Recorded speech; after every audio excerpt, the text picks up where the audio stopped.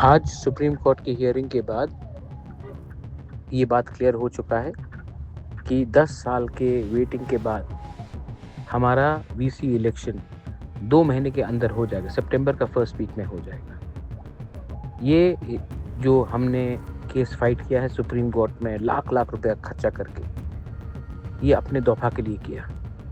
अब आपको डिसाइड करना है, लीडर को डिसाइड करना है कि आपको अपने बारे में चिंता है या अपना बच्चे का भविष्य, अपना अधिकार का।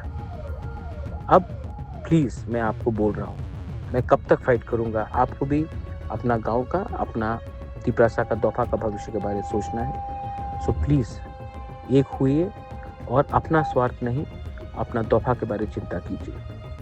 ये इलेक्शन अब वीसी में होगा और ये लोग जितना भी रोकने की कोशिश किया, रोक नहीं पाए। अब हमको एक दूसरे से फाइट प्लीज़ मत करो, तिपरासा से फाइट मत करो और अपना बच्चे का भविष्य के बारे में चिंता करो प्लीज़।